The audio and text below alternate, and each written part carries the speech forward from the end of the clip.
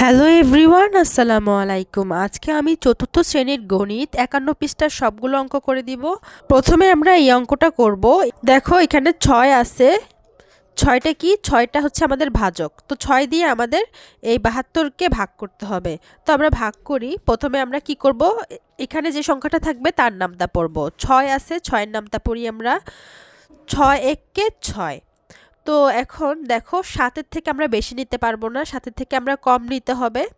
তাই ৬ এককে ৬ লিখব। এবার বিয়োগ করব আমরা। ৭-এর থেকে ৬ বিয়োগ করলে হয় ১। এবার উপর থেকে ২ আছে, উপর থেকে সংখ্যাটা নামিয়ে আনবো, ২টা নামিয়ে আনবো। কত হয়? ১২ হয়। এখন ৬ দিয়ে আমাদের ১২কে ভাগ করতে হবে। তো এবার দেখো ১২ আর ১২ মিলে গেছে। ১২ আর ১২ মিলে গেলে আমরা কি লিখব? ০। ১২ থেকে ১২ বিয়োগ করলে হয় ০। তো এভাবে আমরা ৫১ পৃষ্ঠার অঙ্কটা সমাধান করে দিব।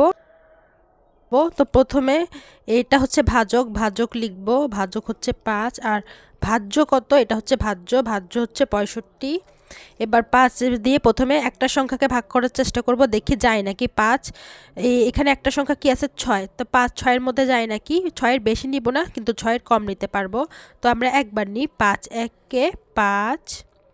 ৬ থেকে ৫ বিয়োগ গেলে হয় ১। উপর থেকে ৫টা নামবে, ১৫ হলো। এবার ৫-এর নামটা পড়ে ১৫কে ভাগ করব। ৫ এককে ৫, ৫ দুগুণে ১০, ৩ ৫ ১৫। কতবারে? ৩ বারে ১৫ হয়। ৩ ৫ ১৫।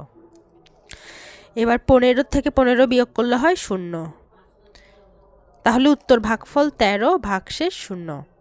আজকের মতো এখানে শেষ করছি। ইনশাল্লাহ তোমরা যদি লাইক কমেন্ট করো, আগামীতে ভিডিও নিয়ে আসবো। আর আমি কিন্তু ভিডিও কলের মাধ্যমে পড়াই। তোমরা যারা যারা চাও আমার কাছে অনলাইনে সরাসরি পড়তে পারবে। আর তোমাদের কি কি ভিডিও লাগবে সেটা কিন্তু আমাদেরকে কমেন্ট করে জানাতে হবে। সবাইকে আল্লাহ হাফেজ।